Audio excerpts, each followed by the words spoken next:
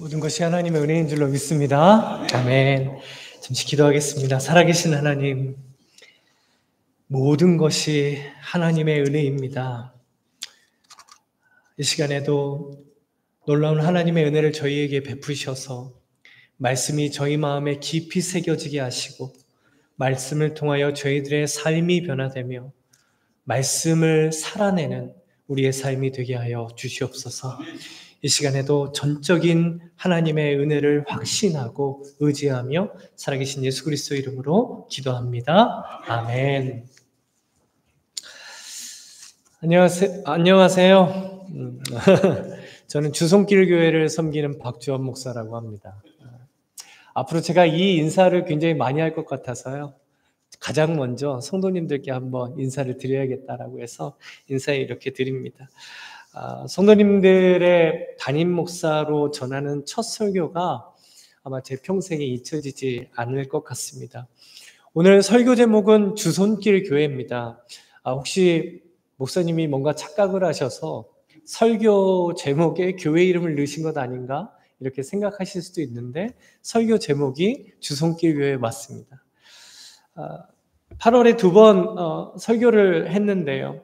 하지만 오늘은 담임 목사로서 첫 설교를 하게 됩니다. 그래서 하나님께 오랜 시간 동안 하나님 첫 설교를 어떻게 해야겠습니까? 라고 기도를 했습니다.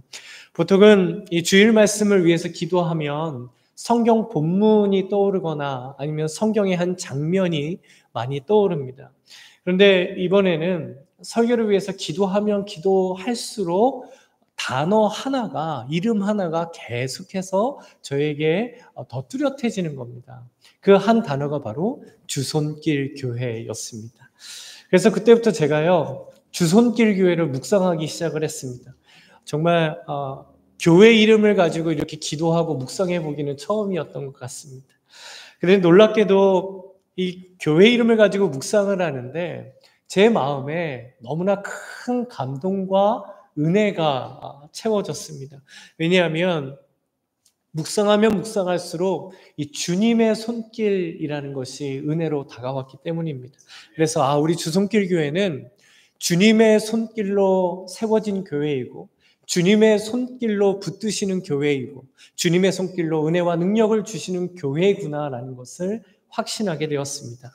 그리고 주님의 손길을 떠올렸을 때 가장 먼저 떠오른 예수님의 모습이 오늘 본문 말씀이었습니다.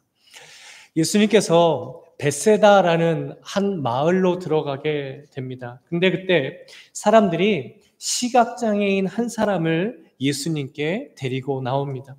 이 시각장애인을 예수님께 데리고 나온 사람이 누구였을까요?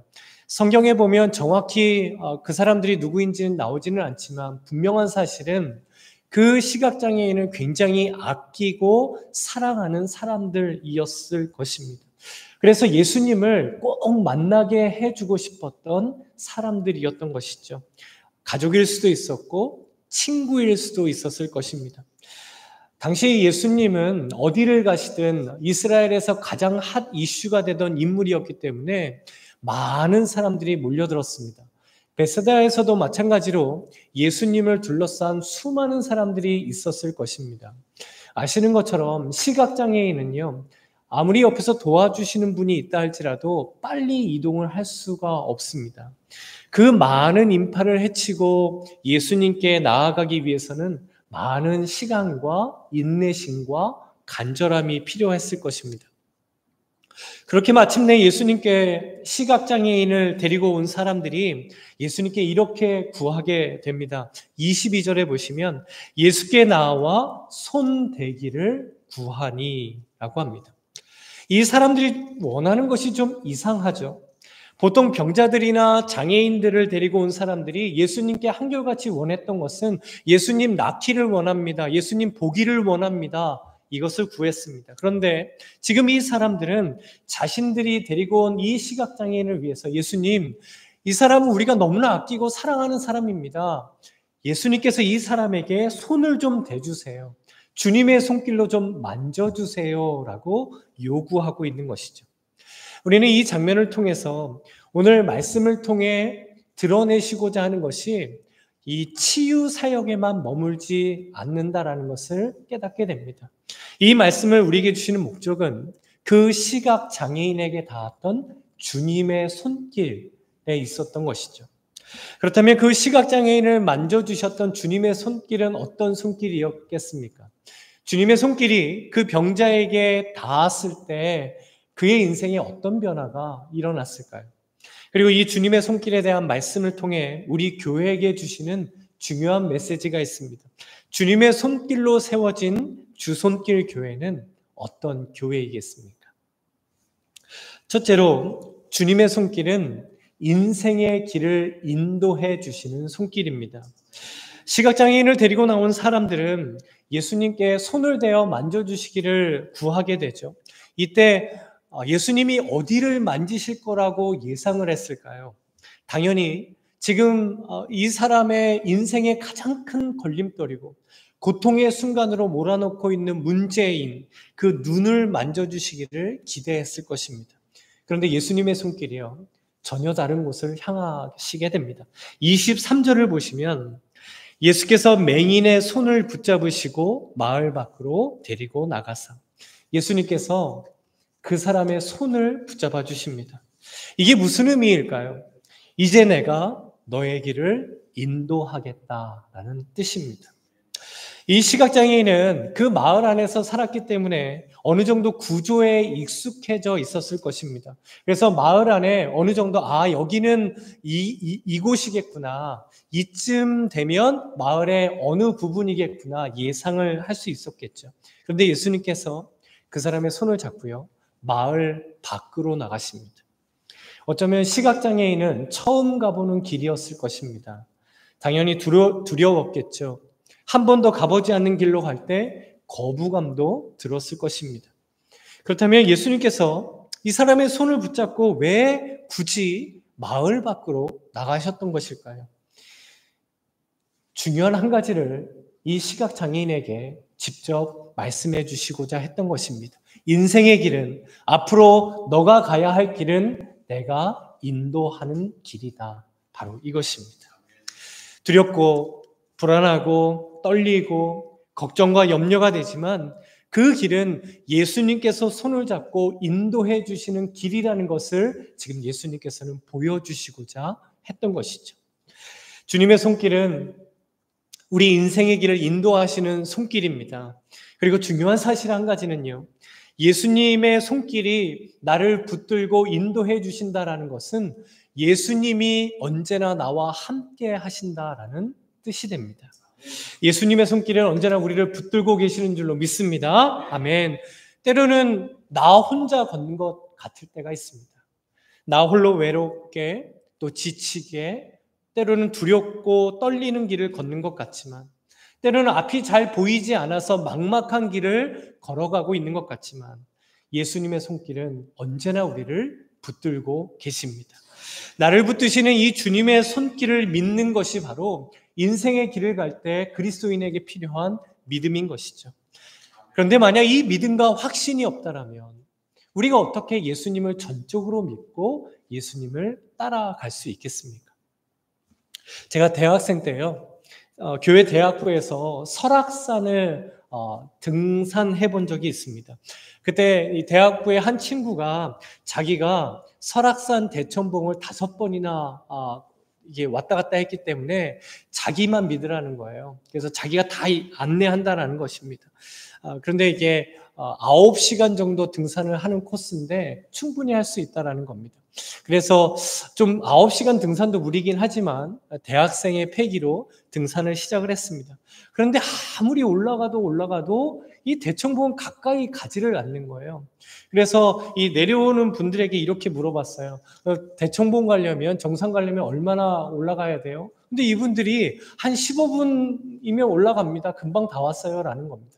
근데 참 신기하죠? 1시간을 올라가도 보이지가 않아요. 그럼 또 내려오는 분들에게 아니 정상 올라가려면 얼마나 걸려요? 그랬더니 이분들도 역시 한 15분이면 올라가요. 금방 올라갑니다. 그래놓고 또 1시간 올라가도 보이지를 않는 겁니다. 나중에는 이분들이 우리를 놀리나? 라고 생각이 들었습니다. 그런데 나중에 알고 보니 등산을 하는 사람들이 포기하지 않도록 내려오는 사람들이 그렇게 얘기를 해주는 거라고 하더라고요. 근데 문제는 이 길을 인도한 이 친구가 등산로를 착각한 겁니다. 그래서 우리가 선택해서 올라갔던 등산로는 9시간 코스가 아니라 1박 2일로 올라가는 코스였던 거예요. 9시간 걸리는 코스는 정반대편이었던 겁니다. 정말 고생하면서, 그때 여자 친구들도 굉장히 많았는데 밤 늦게 되어서야 하산을 할 수가 있었습니다. 그 다음부터 어땠을까요? 이 친구가요, 어디 가자고 하면 아무도 안 따라가요.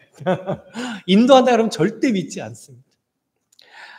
앞에서 인도하는 사람을 전적으로 믿지 않으면 우리는 절대 그 길, 그 인도함을 따라갈 수가 없습니다. 그러나 예수님께서는 우리의 선한 목자이신 줄로 믿습니다. 때로는 내 마음대로 가고 싶은 길, 내 뜻대로 가고 싶은 길도 있습니다. 때로는 내가 가기 싫은 길도 있죠.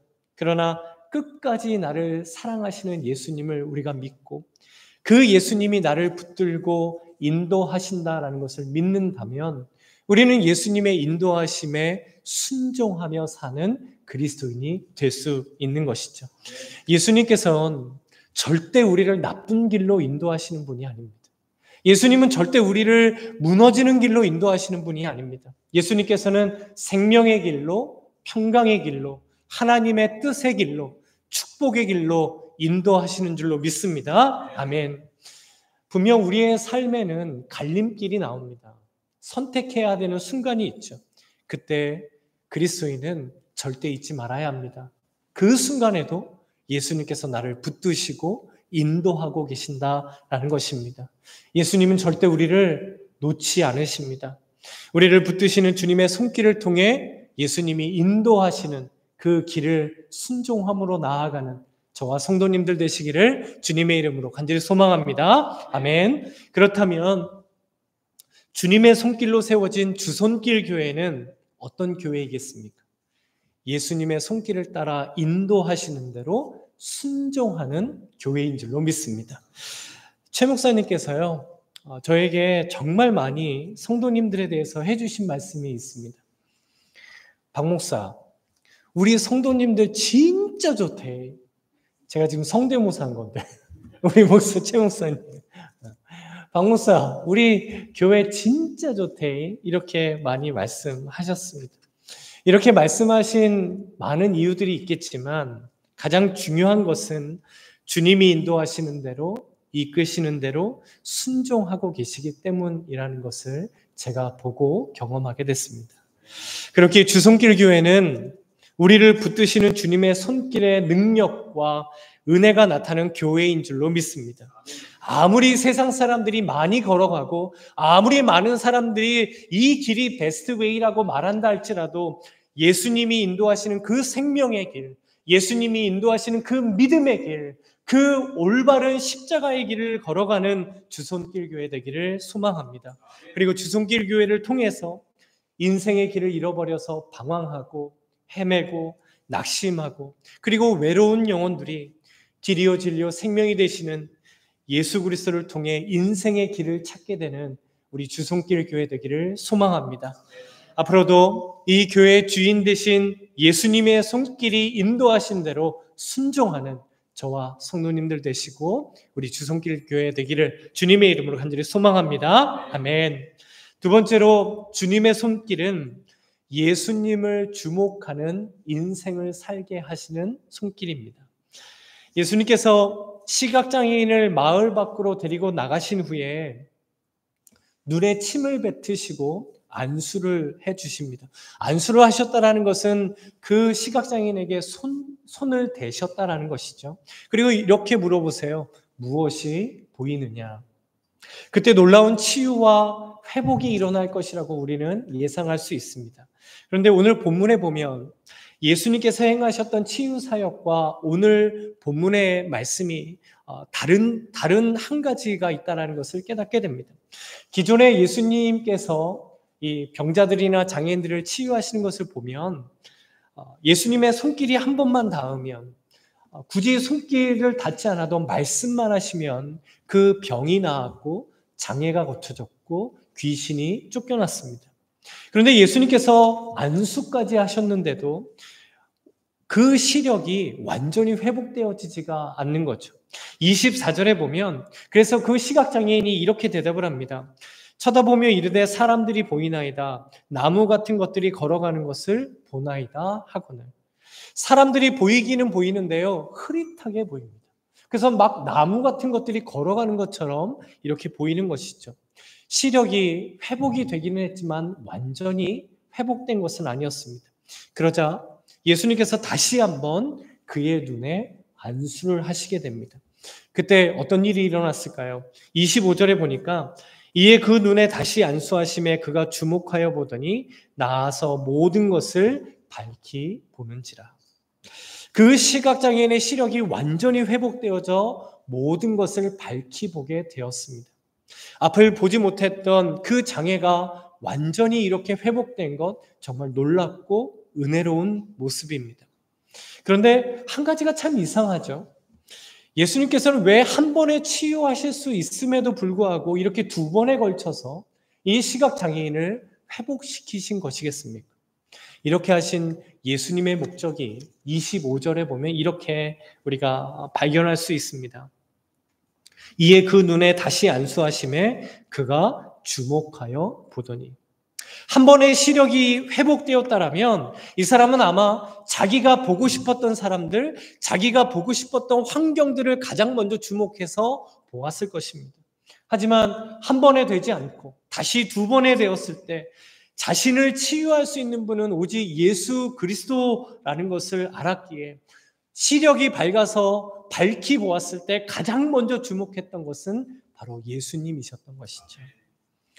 그래서 예수님께서는 이 사람이 다른 것 주목하지 않고 예수님을 주목하며 사는 인생이 되도록 이렇게 행하셨던 것입니다. 주님의 손길은 그래서 예수님을 주목하게 하는 손길입니다. 그냥 보는 것과요, 주목해서 보는 것과는 전혀 다릅니다. 그냥 보는 것은 내가 보려고 하는 의지가 없어도 그냥 눈앞에 있으니까 보는 것이죠. 하지만 주목해서 보는 것은 내가 그것을 보아야겠다라는 의지를 가지고 나의 포커스를 맞추는 것입니다. 아내가 종종 저에게 핀잔을 줄 때가 있어요. 냉장고나 팬트리에서 뭐 좀 찾아달라고 할 때입니다.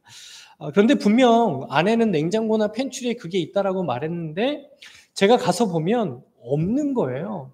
그래서 이 사람이 뭔가 착각했구나, 다른 데 두고 여기에 뒀다라고 생각을 하구나 라고 확신을 가지고 제가 이렇게 말하죠. 없어 라고 얘기를 합니다. 그러면 아내가 다시 한번 찾아봐요 그래요. 그러면 제가 또 찾아봐요. 근데 없죠. 그러면 약간 좀 짜증이 이제 올라오면서 없다니까 그럽니다. 그런데 참 신기하죠. 아내가 와서 단 1초 만에 그걸 찾아냅니다. 분명 제 눈에는 안 보였는데 아내는 와서 그걸 찾아내더라고요. 그러면서 아내가 이렇게 얘기를 해요. 이게 왜 안 보이실까? 그렇죠? 그냥 눈으로만 보지 말고 찾으려고 하는 의지를 가지고 좀 찾아보세요라고 말을 합니다. 예수님을 주목한다라는 것은 우리가 예수님을 보고자 하는 의지를 가지는 것입니다. 내 삶의 포커스를 예수님께 맞추는 것이죠. 예수님의 제자였던 베드로는 풍랑이 몰아치는 그 순간에도 예수님을 주목하여 바라보았을 때 물 위를 걸어 예수님께 다가갔습니다.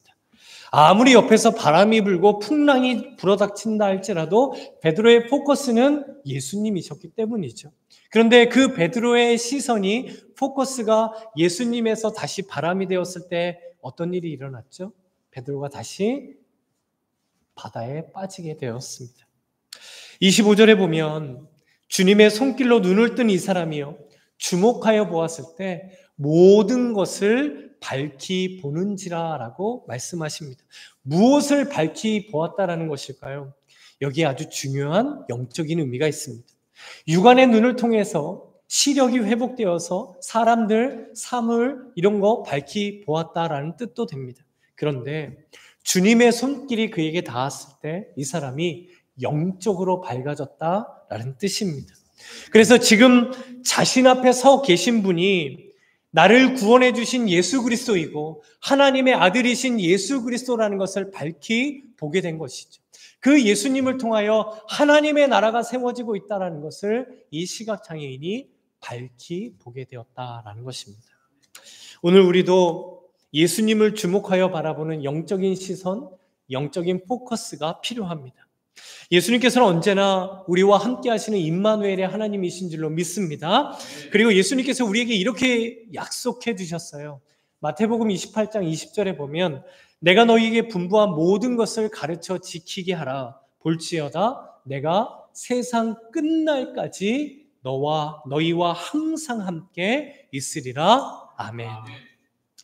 주님 안에 사랑하는 성도 여러분, 지금 우리의 포커스는 어디를 향해 있겠습니까? 지금 우리의 삶에서 나의 시선, 내가 지금 주목하는 것은 과연 어디에 있을까요?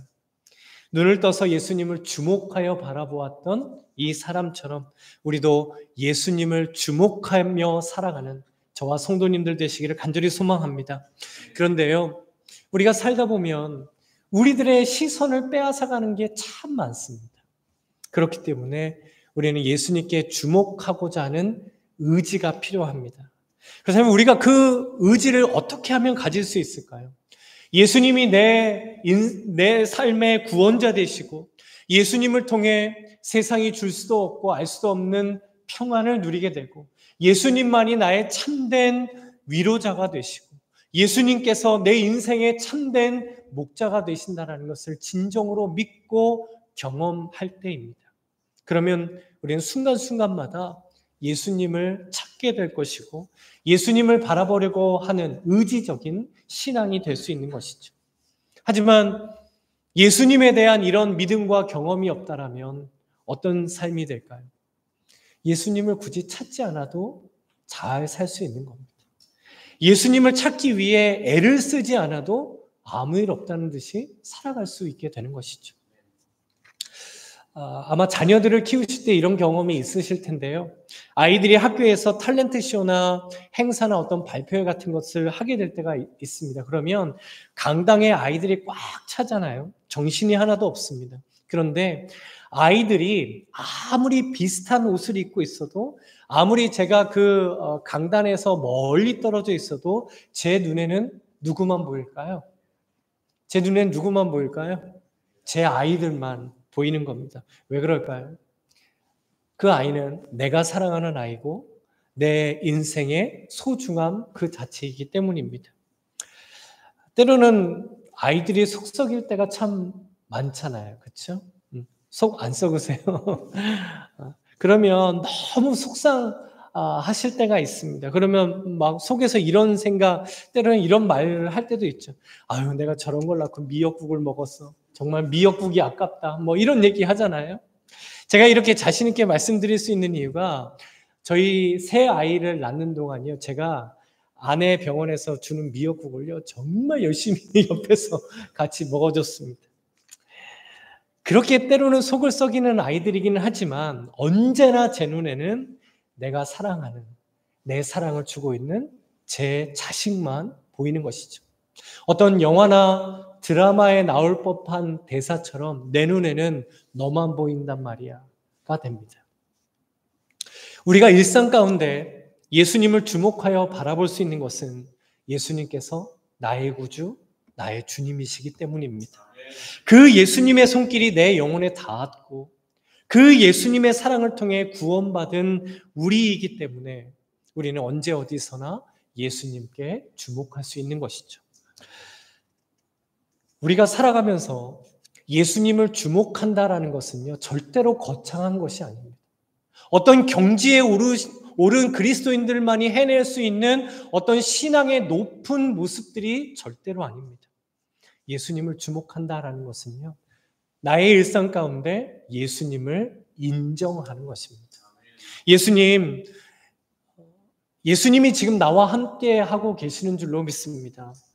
예수님이 원하시는 대로, 원하시는 뜻대로 내가 순종할 수 있게 해주세요. 그렇게 인도해 주세요.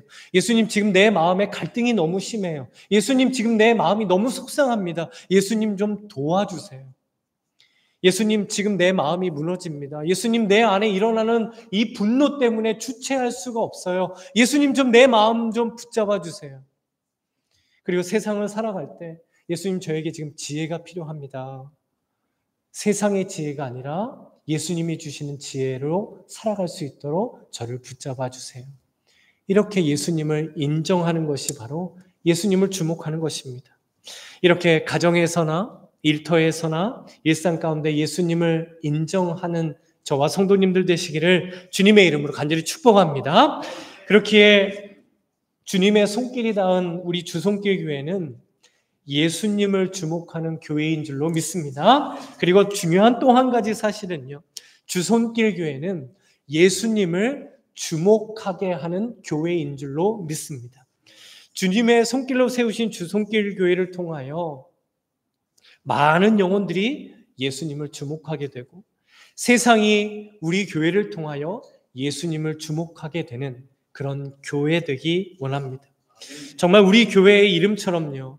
주님의 손길의 능력이, 주님의 손길의 은혜가, 주님의 손길의 회복이 우리 주손길 교회를 통하여 드러나게 되기를 간절히 소망합니다.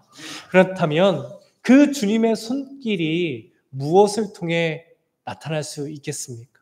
이 교회의 머리 되신 예수님께서 이 교회의 지체가 된 저와 성도님들을 통하여 주님의 손길이 드러나도록 하셨습니다. 주님의 손길이 우리 신앙 공동체를 통해 드러나고 성도님 한 분 한 분을 통하여 주님의 손길이 드러날 때 바로 주손길 교회는 예수님을 주목하는 교회로 굳건히 서게 되는 것이죠. 그러니까 저와 성도님들은요, 주님의 손길이 드러나는 그 통로가 되는 것입니다. 그런 것들이 무엇일까요? 우리 교회의 분위기, 서로가 서로를 대하시는 모습, 우리의 인격, 우리의 대화, 또 우리의 얼굴, 그런 것들이 바로 다 통로가 됩니다. 제가 8월 초에 이사를 와서 한 달 동안 성도님들과 함께 시간을 보내고 또 지난 주일 예배와 행사를 통해 깨닫게 된 것 하나가 있습니다. 정말 우리 주손길 교회는 정말 따뜻한 교회이구나. 정말 환하고 밝은 교회이구나라는 것이었습니다. 제가 참 좋아하는 책 중에 이기주 시인이라는 쓴 이 말의 온도라는 책이 있습니다. 이 책에 보면 사람이 말하는 것에도 온도가 있고 사람의 눈빛에도 온도가 있다라고 합니다. 이 말씀에 나오는 예수님의 이 말씀의 온도, 예수님의 눈빛의 온도를 한번 생각해 보게 됐습니다. 그 시각장애인을 향한 예수님의 말씀의 온도는 어땠을까요? 너무나 따뜻했을 것입니다. 눈을 뜨고 이 시각장애인이 예수님을 바라보았을 때 자신을 바라봐 주고 계시는 예수님의 그 눈빛이 어땠을까요? 너무나 따뜻했을 것입니다. 그리고 무엇보다 자신의 눈을 만져주시던 주님의 손길은 너무나 따뜻했을 것입니다. 결국 주님의 손길이 닿는 교회는 따뜻한 교회입니다. 그리고 우리 주손길 교회가 이렇게 따뜻한 교회인 줄로 믿습니다. 제가 많은 교회를 가본 건 아니지만요. 어떤 교회를 가면요. 마치 살얼음판을 걷는 것 같은 분위기가 전해질 때가 있어요. 굉장히 차갑고요. 또 인상이 어두워요. 그리고 말씀은 환영합니다, 축복합니다 얘기하는데 얼굴 인상은 당신 망하기 원한다, 가서 힘들어라, 마치 이런 표정을 가지고 그런 말씀들을 하시는 분위기를 느낄 때가 있습니다. 그러면 긴장되고 경직이 됩니다. 지난주에 우리 교회에 오셨던 많은 목사님들과 많은 분들이 이런 말씀을 하셨다라고 합니다. 이 교회는 분위기가 정말 좋네요. 이 교회는 분위기가 참 밝네요 라는 것입니다. 제가 그때 담임 목사가 된 지 채 하루도 안 지났었잖아요. 그런데 그 말씀을 듣는데 왠지 제 어깨가 으쓱되더라고요. 우리 최 목사님은 얼마나 기분이 좋으실까라는 생각도 들었습니다. 그리고 무엇보다 이 교회의 주인 되신 예수님께서 이 말을 들으셨을 때 얼마나 좋으셨을까라는 생각이 들었습니다. 본문에 나오는 시각장애인이 처음에는 잘 보이지 않았습니다. 두 눈으로 보는 것보다 한 눈으로 보는 것이 훨씬 더 잘 안 보였겠죠. 한번 경험해 볼까요? 우리 손을 한쪽 눈으로 한번 이렇게 가려 보시겠어요? 그리고 주변에 있는 옆에 있는 분들을 한번 보시기 바랍니다. 어떠세요? 포커스도 잘 안 맞고 그렇죠. 그리고 계속 이렇게 가리신 채 옆에 있는 분을 보고요. 이렇게 한번 얘기해 보죠. 어떻게 고백하냐면 한눈에 반했습니다. 한눈에 반했습니다. 네. 정말 우리 주손길 교회가 한눈에 반하는 그런 교회인 줄로 믿습니다. 정말 감사한 일이죠.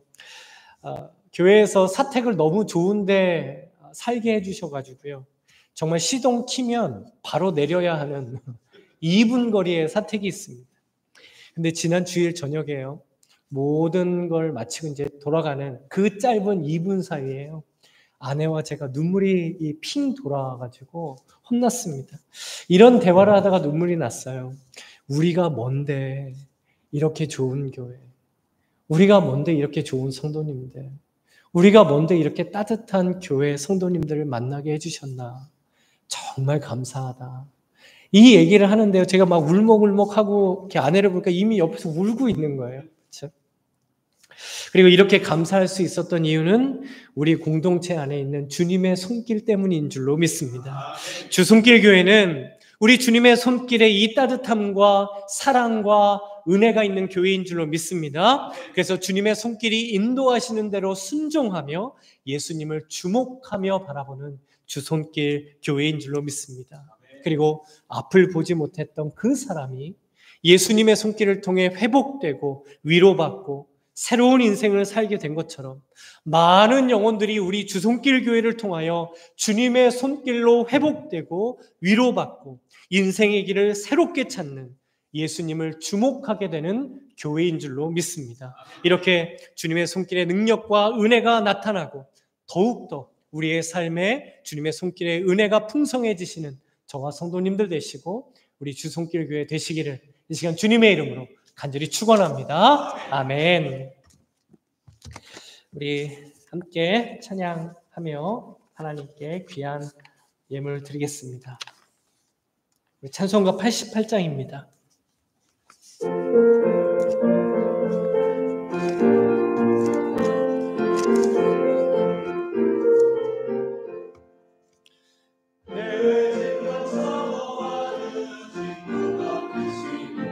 구주 예수님은 아름다워라. 산 밑에 백 같아요.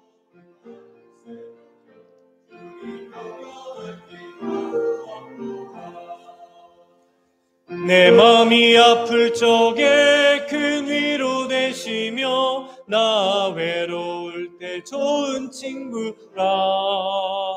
주는 저 산 밑에 백화 빛나는 새벽별 이 땅 위에 비길 것이 없도다.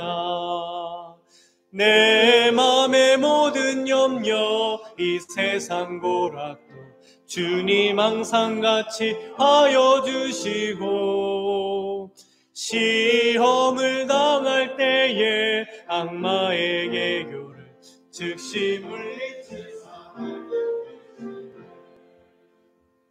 온 세상 날 버려도 주 예수 안 버려 끝까지 나를 돌아보시니 주는 저 산 밑에 백화 빛나는 새벽별 이 땅 위에 비길 것이 없도다. 내 맘을 다하여서 주님을 따르며 길이 나를 사랑하리니 물불이 두렵지 않고 창검도 겁없네. 주는 높은 산성 내 방패시라. 내 영혼 먹이시는 그네 누리고 나 친히 주를 뵙기 원하네. 주는 저 산 밑에 백화 빛나는 새벽별 이 땅 위에 비길 것이 없도다.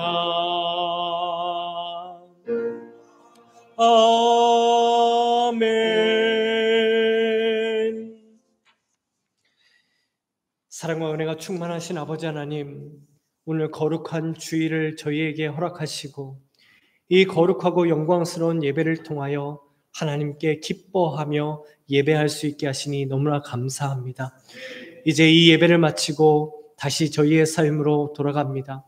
그곳에서 우리를 붙드시고 계시는 주님의 손길이 인도하시는 대로 순종하는 저희의 삶 되게 하여 주시옵소서. 그리고 언제나 어디서나 나의 구주, 나의 구원자 되시는 우리 예수님을 주목하여 바라보는 저희의 삶이 되게 하여 주시옵소서. 성령님, 이 시간에 이 말씀이 우리 마음에 깊이 새겨지게 하시고, 그래서 우리의 삶에 놀라운 말씀의 열매들이 맺혀지게 하여 주시옵소서. 무엇보다 우리 주손길 교회가 예수 그리스도를 주목하는 교회, 예수 그리스도를 주목하게 하는 교회 되기를 간절히 소망합니다.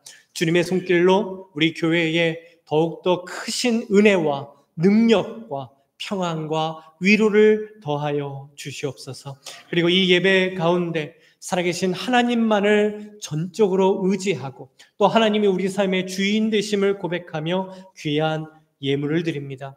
이 예물 드린 손길들마다 하늘의 복을 더하여 주시옵시고 그 손길을 통하여 주님의 손길이 전해지는 놀라운 축복을 더하여 주시옵소서. 이 예물이 쓰이는 곳곳마다 하나님의 영광이 드러나게 하여 주시옵소서.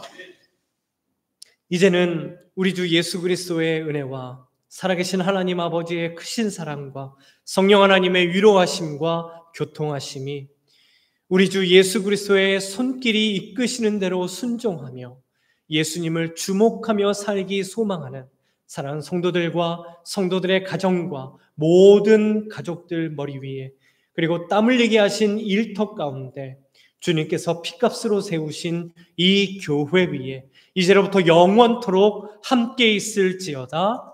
아멘.